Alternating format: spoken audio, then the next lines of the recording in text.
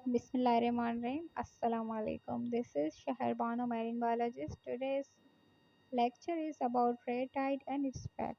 It is lecture number 1 about the red tide. It is exclusively marine topic. So first of all, here is what is red tide. Red tide क्या है हमारे पास? It is a common name for a phenomenon known as an algal bloom. A bloom of phytoplankton where protist algae dinoflagellates go through a tremendous growth period. Basically हमारे पास जो red Tide है वो cause करते हैं phytoplanktons. Phytoplanktons हमारे पास क्या है, बिल्कुल छोटे से, आपको जैसे पता है कि वो होते हैं प्रोड्यूसर्स होते हैं। आपके पास जो ओशन की फर्स्ट लेयर रहती है, फर्स्ट मीन्स कि आपके पास जैसे ओशन को देख रहे हो सरफेस को, जो पानी एक्सपोज होता है सन के साथ, इस लेयर में आपके पास होते हैं प्लैंक्टन्स। और प्लैंक्टन भी हमारे पास डिफरेंट टाइप्स के होते हैं जो कि हम फर्दर डिटेल में स्टडी करेंगे।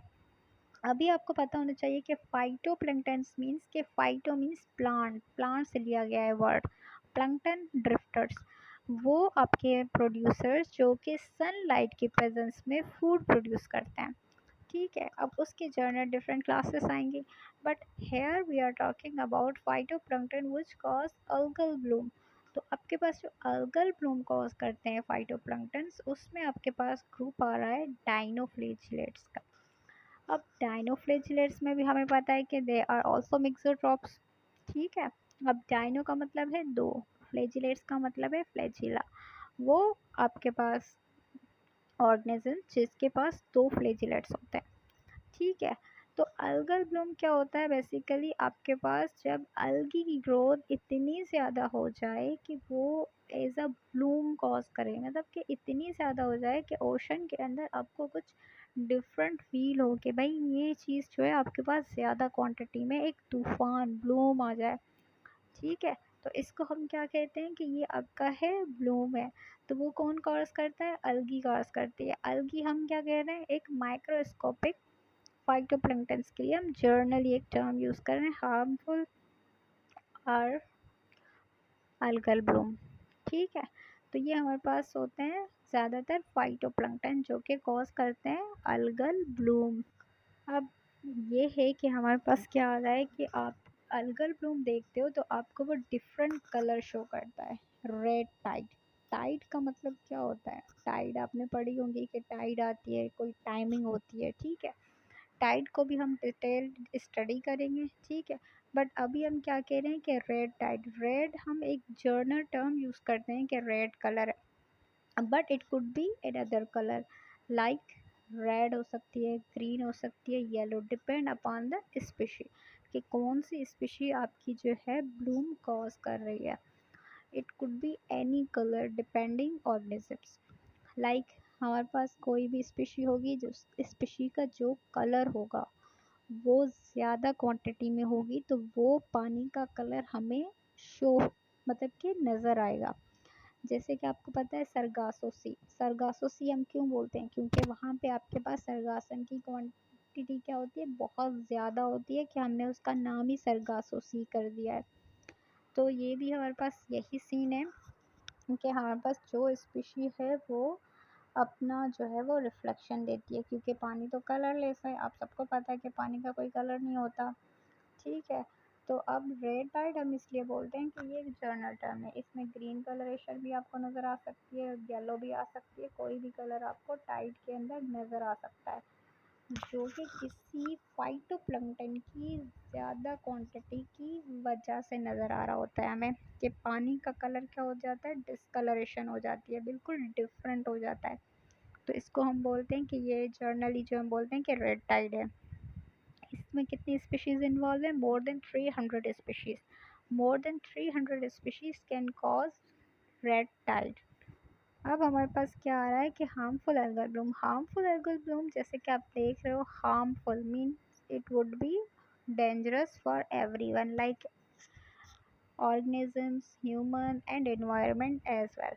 रेड टाइड आपके पास जो है वो हार्म काज करती है। वो कैसे हार्म काज करेगी कि आपके पास डिफरेंट ऑर्गेनिजम्स होंगे जो कि फीड करेंगे, उस पर भी हार्म, उसके लिए भी हार्मफुल होगा। अगर इन्वायरमेंट में हम हैं तो उस आस पास आपके पास जो है वो भी केमिकल्स प्रोड्यूस हो जाएंगे।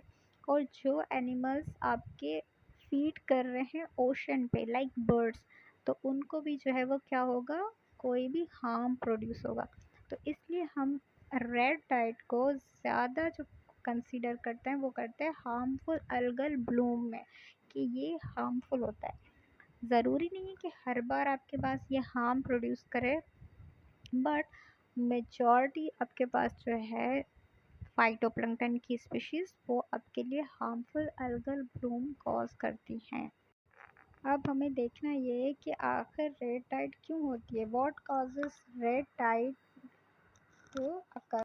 इसमें जो हमारे पास कॉजेज हैं वो क्या है, अनक्लियर हैं। It is unclear what causes red tides, but their occurrence in some locations appear to be entirely natural, while in others they appear to be a result of human activities. जैसे कि आपको पता है आज का सारी वजह, आपके जितने भी नुकसान आते हैं वो कौन कर रहा है, ह्यूमन कर रहे हैं। तो आपके पास ह्यूमन क्या करते हैं, बेसिकली पॉल्यूशन करते हैं। पॉल्यूशन से आपके पास जो है वो टेम्परेचर रेज होता है, टेम्परेचर रेज होता है तो किस आपके पास फाइटोप्लैंक्टन की ग्रोथ इंक्रीज होती है। जैसे ही आपके पास फाइटोप्लैंक्टन की ग्रोथ इंक्रीज हुई तो आपके पास अल्गल ग्रोथ ज़्यादा हो गई। और आपके पास एक और वजह है, आपके पास न्यूट्रिएंट्स की अवेलेबिलिटी। अभी हमें देखना ये है कि आपके प्लैंक्टन्स किस चीज़ पे फीड करते हैं, फाइटोप्लैंक्टन। उनको खाने के लिए क्या चाहिए, बेसिकली एक आपके पास उनके लिए न्यूट्रिएंट्स की अवेलेबिलिटी होना ज़रूरी है, एंड सेकंड इज़ टेम्परेचर। तो ये दो चीज़ें आपकी कहाँ से आ रही हैं, न्यूट्रिएंट्स आपके रन ऑफ होके आ रहे हैं डिफरेंट इंडस्ट्रियल सोर्सेज से, जैसे कि आपने फर्टिलाइजर्स यूज़ किए हैं, नाइट्राइट्स एंड सो ऑन। तो वो क्या करते हैं, इनको फेवर करते हैं, इनकी ग्रोथ को फेवर करते हैं। न्यूट्रिएंट्स अवेलेबल होंगे, इनकी ग्रोथ ज़्यादा होगी। सेकंड, टेम्परेचर ज़्यादा होगा, इनकी ग्रोथ ज़्यादा होगी, क्योंकि दे आर फोटोसिंथेटिक। इनको क्या चाहिए, टेम्परेचर चाहिए। टेम्परेचर इंक्रीज होगा, फोटोसिंथेसिस ज़्यादा होगी। देखना ये है कि when do red tides occurs, कि कौन सा टाइम होगा जिसमें हमारे पास रेड टाइड जो है वो ज़्यादा होगी। So it is monitored के the majority of red tides occur between early springs. Early springs हमारे पास कौन से months हैं, Feb and March, and late summers like August and September, when temperature is higher and more light becomes available, which creates a comparatively high nutrients and high light environment that allows rapid growth of phytoplankton. जैसे कि हम पढ़ चुके हैं कि phytoplankton producers होते हैं, means photosynthesis करते हैं। अगर इनके पास सनलाइट ज़्यादा होगी तो फोटोसिंथेसिस ज़्यादा होगी। फोटोसिंथेसिस ज़्यादा होने से वो क्या होते हैं कि आपके प्रोड्यूसर्स जो हैं वो अपनी अवेलेबिलिटी से ग्रोथ ज़्यादा होगी। इसकी मिसाल ऐसे है कि अगर आप 2-3 एनिमल्स में डिफ्रेंशिएट करें और उसमें से एक डाइट सबसे ज़्यादा दें तो उसको फेवर मिलेगा, उसको फेवर मिलेगा तो उसकी प्रोडक्शन ज़्यादा होगी, तो उसकी क्वांटिटी ज़्यादा होगी, जिस वजह से ओशन के अंदर वो अल्गल ब्लूम कॉज होता है, यूट्रोफिकेशन एंड सो ऑन, जो पीछे आप पढ़ चुके हो। ये सब कुछ वही बताया गया है। बस इसमें याद रखने वाली कौन सी चीज़ है कि व्हेन डू रेड टाइड्स अकर, कि कब होती है। तो वो आपके पास कौन से मंथ हैं, Feb and March. Late summer के कौन से मंथ है आपके पास, अगस्त एंड सितंबर। नाउ अनदर टॉपिक, इसी की सब हेडिंग है इफेक्ट्स ऑफ रेड टाइड्स। अब हमें ये देखना है कि इसके इफेक्ट्स क्या है और किस पे होते हैं। Some of phytoplankton cause a red tide produce powerful toxins which are harmful chemicals that cause kill fish, shellfish, mammal and birds. हमारे पास जो फाइटोप्लैंक्टन की स्पीशीज़ है उस पर डिपेंड करता है कि वो हार्मफुल है कि हार्मफुल नहीं है। तो आपके पास जो रेड टाइड्स कॉज करने वाले जो पावरफुल टॉक्सिन्स होते हैं वो हार्मफुल होते हैं। किस लिए हार्मफुल होते हैं, फिश के लिए होते हैं, शेल फिश के लिए, मैमल्स के लिए एंड सो ऑन। उसके लिए वो क्या करते हैं, बेसिकली उसमें केमिकल्स होते हैं, वो केमिकल्स जो कि दूसरे ऑर्गेनिजम्स को क्या करते हैं, नुकसान पहुंचाते हैं। तो हम कहते हैं कि वो क्या है, आपके लिए हार्मफुल है। तो ये आपकी जो है, अच्छा इसको जो है लिखा हुआ है इफ पीपल ईट फिश, ये पूरी साइकिल है, ये हम नेक्स्ट पिक्चर के थ्रू समझेंगे। तो अब हमारे पास एक वर्ड है डायनोफ्लैजिलेट्स। डायनोफ्लैजिलेट्स जो आपके पास रेड टाइड प्रोड्यूस करता है उसमें है आपके पास इन्वॉल्व ब्रेविटॉक्सिन। ब्रेविटॉक्सिन केमिकल जो है आपका रिलीज करता है करीना ब्रेवी स्पीशीज। ठीक है, तो अभी हम पहले पिक्चर को देख लेते हैं। इस पिक्चर में आप क्या देख रहे हैं कि ह्यूमन डायरेक्टली जो है वो एक्सपोज ज़्यादातर नहीं हो रहा, बाज़ों का ज़्यादा डायरेक्टली भी आपके पास वो जो है वो क्या करता है, इफ़ेक्ट कर सकता है। जैसे डिफरेंट कंट्री में आपके पास जो मसल्स हैं, शेल्स हैं, उनको क्या करते हैं, वो विदाउट कुकिंग सॉसेस के वो उसको इंजेस्ट कर लेते हैं। ठीक है, एक बात तो ये हो गई कि ह्यूमन के थ्रू वो डायरेक्टली थ्रू शेलफिश के थ्रू पहुंच गया। दूसरा हमारे पास क्या मेथड है जो कि थोड़ा सा आपके पास साइक्लिक मेथड है, कि हमारे पास है फाइटोप्लैंक्टन। फाइटोप्लैंक्टन को कौन कंज्यूम कर रहा है, शेल्स कर रहे हैं। शेल्स में आपके पास कौन से हैं, बाइवेल हैं, फिश है, इन दोनों ने कंज्यूम कर लिया। अब आपके जो बर्ड हैं वो कैसे एक्सपोज हो रहे हैं, वो डायरेक्ट बाइवेल पे भी डिपेंड कर रहे हैं, फिश पे भी डिपेंड कर रहे हैं। तो जब इनको कंज्यूम करेंगे तो ये ऑलरेडी क्या है, टॉक्सिन है, तो ये क्या हो जाएंगे, आपके इफ़ेक्टेड हो जाएंगे। किससे इफ़ेक्टेड हो जाएंगे, उस टॉक्सिक केमिकल से इफ़ेक्ट हो जाएंगे। तो इस इफ़ेक्ट की वजह से उनकी जो है हेल्थ वो सफ़र करेगी। और ह्यूमन आपके पास कैसे सफ़र कर रहा है कि वो उसको डायरेक्टली शेल को भी कंज्यूम कर रहा है और फिश को भी इनडायरेक्टली कंज्यूम कर रहा है। तो डायरेक्ट इनडायरेक्ट दोनों मेथड से आपके लिए जो है अलगी जो है, अलगल ब्लूम जो है आपके लिए हार्मफुल है। That's why we call it harmful algal bloom. अब जैसे आपने पिक्चर में देख लिया है, ठीक है, तो अब हम देखेंगे effects of red tides on marine animals. तो मेरीन एनिमल्स पे कैसे जो है वो इफेक्ट करता है। The neurotoxin produced by HABs can cause massive fish kill washing upon shores. वो फिशेस जो ज़्यादा टॉक्सिन से एक्सपोज होती हैं वो साइल पे आपको मरी हुई मिलती हैं। एक इंडिकेशन ये भी होती है कि आपके पास अल्गल ब्लूम आया हुआ है। The toxin work it's way through the food web. Food web के थ्रू वो आपके पास क्या कर रहा है, फ्लो कर रहा है। एक फिश ने खाया, छोटी ने, छोटी से बड़ी ने, जो आपने साइकिल पीछे देखी है, ठीक है, और ह्यूमन तक पहुंच गया है। इस तरह से वो जो है आपके पूरी फूड चेन को ख़राब करता है। तो ये उसका इफ़ेक्ट है कि आपको साहिल पे मछलियाँ जो है वो मरी हुई मिलती हैं। वो डायरेक्टली फाइटोप्लैंक्टन पे फीड नहीं कर रही, बट लोअर टू हायर वो फूड चेन का टोटल जो है प्रोसेस है। इस पे भी हम एक लेक्चर बनाएंगे तो आप उसमें डिटेल से समझ लीजिएगा। ठीक है, अब इस स्लाइड में ये कंटिन्यू ही है। इफेक्ट ये है कि over period of weeks red tide toxin can wipe out populations of fish, shellfish and kill large number of sea turtles and even some bigger animals such as manatees and dolphins. Seabirds can die from breathing in algal toxin or eating contaminated fish. जैसे हमने पहले देख भी लिया था picture के अंदर कि वो क्या क्या बता रहे थे कि सीबर्ड्स जो है वो डायरेक्टली फीड भी कर सकते हैं, इनडायरेक्टली फिश पे भी फीड कर सकते हैं।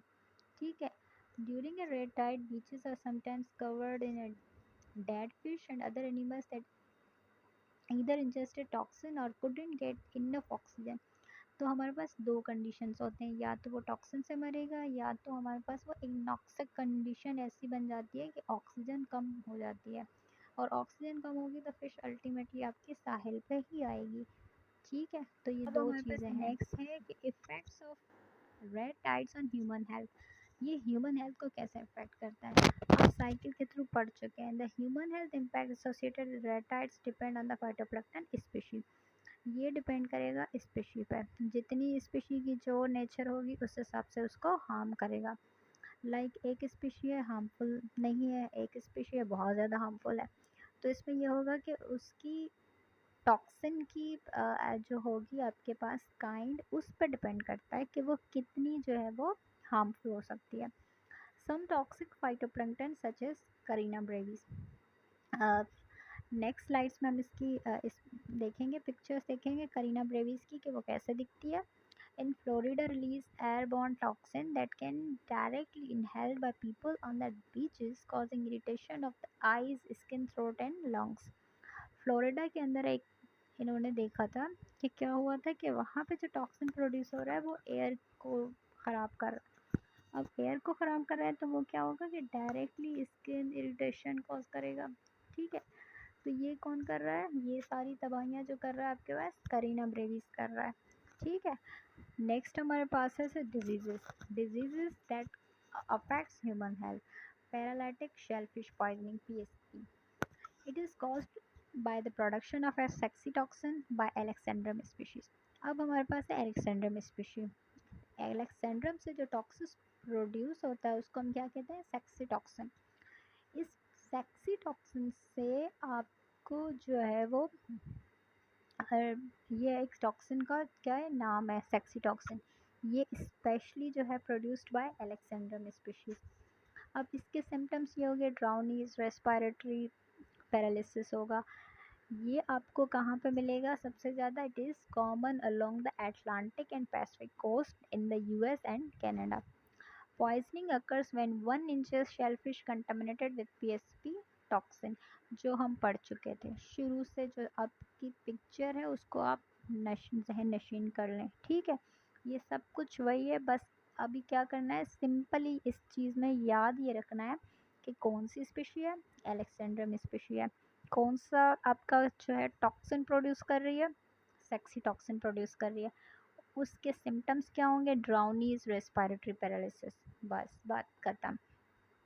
पीएसपी के अंदर ये 3 चीज़ें जो है आपको याद करनी है, ठीक। अच्छा जी, ये इसकी पिक्चर आ गई। नेक्स्ट हमारे पास क्या है, डायरेटिक शेलफिश पॉइजनिंग, डीएसपी।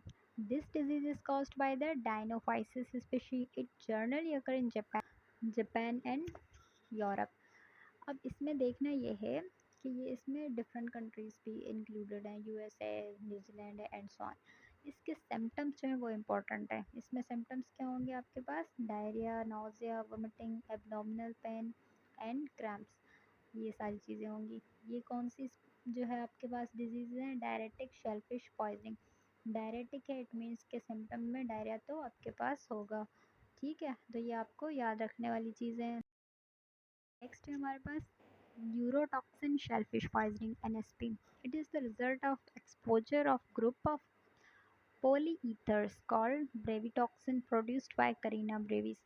ये आपके पास करीना ब्रेविस स्पीशी जो है वो कॉज करती है। इसमें क्या होगा कि आपके पास सिम्टम्स होंगे diarrhoea, vomiting, muscular x, tingling and number of lips of tongue and throat.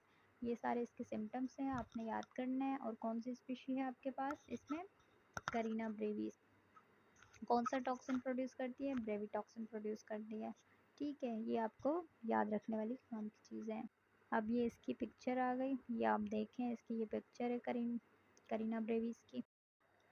अब हम बात करेंगे effect of red tides in Pakistan. Pakistan के हवाले से आपके पास रेड टाइड कब हुई है, कैसे हुई है, कौन कॉज करता है, ये सारी चीज़ें। ब्लूम्स ऑफ नॉक्टिल्यूका, अगर हम देखें तो पाकिस्तान से जो वाटर से रिपोर्टेड है बहुत ज़्यादा वो नॉक्टिल्यूका है, ठीक है। नॉक्टिल्यूका भी आपके पास आइटम्स हैं। The first record of the red tide in Pakistan was reported by Ibn Majid an Omani who was considered as a great navigator of the Indian Ocean। अब ये आपको जनरल नॉलेज के लिए भी याद होना चाहिए कि पाकिस्तान के अंदर सबसे पहले किसने रिपोर्ट किया, कौन सी स्पीशी हुई और कौन से कोस्ट से हुई। जैसे कि आपको पता है पाकिस्तान कोस्ट जो है वो क्या है, 1050 किलोमीटर है। अब उसमें सिंध और बलूचिस्तान पार्टिसिपेट करते हैं। अब सिंध का बॉर्डर किसके साथ है, इंडिया के साथ बॉर्डर है। और बलूचिस्तान जो है वो लास्ट में आपके साथ कनेक्टेड है, किससे, ईरान से कनेक्टेड है, ठीक है। तो अब आपने देखना यह है कि फर्स्ट रिपोर्ट है वो कहाँ से हुआ है आपका, वो आपने सर्च करना है खुद से, ठीक है। बट किसने किया है वो आपको इस स्लाइड में है, इसकी आप स्क्रीनशॉट लेके अपने पास हिफ्स कर लें, क्योंकि ये तो क्वेश्चन बहुत कंपलसरी पूछा जाता है बहुत सारे एसपीएससी एफपीएससी। आप कुछ इवेंट्स देखेंगे जिसमें पाकिस्तान के अंदर जो है वो different types of red tides आई हैं, और कुछ हम देखेंगे कि क्या क्या चीज़ें हुई हैं। 10 dolphins were reported dead following a red tide that hit Karachi in 1995। 1995 में जो आपके पास रेड टाइड आई है वो आई है कराची में। कराची कहाँ है आपका, सिंध में है। इट मीन सिंध कोस्ट में 1995 में रेड टाइड जो है देखी गई है। The phenomena was also reported in the city in 2013। Second आपके पास आ रही है 2013 में। उसके बाद गवादर में देखी गई है आपके पास रेड टाइड, कब देखी गई है, 2015 में, और मंथ है आपका अगस्त। जैसे कि हम फर्स्ट स्लाइड्स में पढ़ चुके थे आपने क्या देखा था कि red tide when do red tides occurs, red tides कब होती हैं, ठीक है। तो हमने देखा था कि early summer and let summers के कुछ मंथ्स नोटिस किए थे। तो ये वही आपने मॉनिटर किया हुआ है रिसर्च से कि कराची में जब हुई थी, गवादर में जब हुई थी तो क्या टाइम था, तो लिंक किया गया है, ठीक है। इस तरह से जो है आपके पास गवादर में जो रेड रेड टाइड आई है वो आई है अगस्त मंथ 2015 में, जो कि आपने याद रखना है। अब देखना ये है कि red tides also turn the multi coloured coral reefs white and green and kill the little organism that makes up their diverse ecosystem. The frequency of such bloom is increasing in Pakistan, which may be attributed to climate change or anthropogenic factors like pollution. अब देखना ये है कि क्यों हो रही है, तो पाकिस्तान के अंदर कोई डिफरेंट कॉज नहीं होगा, जैसे हम पहले कॉजेज़ पढ़ चुके हैं वर्ल्ड वाइड, वही कॉज पाकिस्तान के अंदर होगा, ठीक है। तो आपने समझना ये है कि climate change, pollution, anthropogenic activities, जो फर्स्ट हम फैक्टर्स पढ़ चुके थे वही सेम आपको इधर भी मेंशन करने हैं, ठीक है। अब देखना ये है कि other countries affected harmful algal blooms include.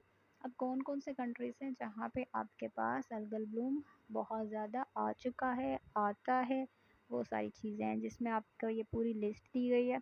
इसका आप स्क्रीनशॉट लेके रख लें अपने पास कि कौन कौन से, इंग्लैंड है, अर्जेंटीना, ऑस्ट्रेलिया, ब्राज़ील, ये सारी चीज़ें हैं, ये आपको देख लें, ठीक है। अब हमें देखना ये है कि how to prevent red tides, हमें इसको प्रिवेंट एंड कंट्रोल कैसे करना है। There are a few ways that red tide poisoning can be prevented. बहुत सारे आपने जो है वो हैं, कौन कौन से, avoid entering bodies of water that. अब सबसे बड़ा मसला है आपका न्यूट्रेंट्स लोड का। न्यूट्रेंट लोड आपका कहाँ से आ रहा है, इंडस्ट्री से आ रहा है, फर्टिलाइज़र्स आपके जो रन ऑफ होके आ रहे हैं। तो हमें क्या करना है, सबसे पहले उसको ट्रीट करना है। ट्रीट करने का मतलब ये है कि उसको पहले डंप करने से पहले ओशन में कोई भी चीज़ वेस्ट को मैनेज करना है। तो इस पे हम पूरी वो लेक्चर बनेगा तो वो अलग से डिस्कस होगा। तो अभी आप ये समझें कि कोई भी डंपिंग जो है हमने डायरेक्टली नहीं करनी, उसको पहले हमने क्या करना है, सीव करना है, प्रोसेस से फ्लो करवाना है, देन हमें उसे डंप करना है। तो इससे क्या होगा, पोल्यूशन कम होगी और आपके ब्लूम्स जो हैं वो मॉनिटर हो सकते हैं। और क्या ठीक है। करना है, फॉलो लोकल और state guidance about the safety of the water. Water को कैसे आपने सेफली रिकवर करना है, उसको कैसे सेफ रखना है। तो कम्युनिटी की कुछ गाइडलाइंस होती हैं, उसको फॉलो करना है, उसके लिए साथ तावन करना है। एनवायरमेंटल स्टेट वेबसाइट्स यूज़ करने हैं, उसको समझना है कि हम कहीं विज़िट करने जा रहे हैं तो कौन कौन सी चीज़ें हमें वहाँ पे नहीं छोड़ के आनी। जैसे आप पॉलीथीन बैग, सारी चीज़ें आप फेंक के आते हैं तो वो सारी चीज़ें क्या करती हैं, नुकसान करती हैं। Follow local guidance when consuming harvested fish और शेल फिश। कोई भी फ़िश कंज्यूम करने से पहले उसको प्रॉपर कुकिंग करनी चाहिए, उसकी गाइडलाइंस पढ़नी चाहिए कि उसको आपने कैसे सेल आउट करना है। क्योंकि हम जब सेलिंग करते हैं फ़िश की, शेल फ़िश की, तो उसके लिए भी आपको कुछ फ़िश की ग्रेडिंग करनी होती है, उसके बाद ही आप उसको जो है सेल कर सकते हैं, ठीक है। तो लोकल मार्केट तक पहुंचाने से पहले उसकी आप ग्रेडिंग करें, तो इससे क्या होगा कि ह्यूमन की हेल्थ को इफ़ेक्ट नहीं पहुंचेगा, उस पे हम जो है वो कंट्रोल कर सकते। Do not fish, swim, board और participate in water sports in areas where red tide occur. अगर रेड टाइड कहीं हो रही है तो आपको उससे तावन करना चाहिए, उसको अवॉइड करना चाहिए। और लास्ट में ही आपके पास रेफरेंसेस हैं, और कोई भी अगर आपको बात डिटेल में समझनी हो तो आप इसी भी रेफरेंस को देख के जो है वो फर्दर स्टडी कर सकते हैं, ठीक है। आज के लिए बस इतना ही। थैंक यू सो मच, अपना ख्याल रखें और जो है नेक्स्ट लेक्चर का वेट करें। थैंक यू, अल्लाह हाफिज़, गुड लक, टेक केयर।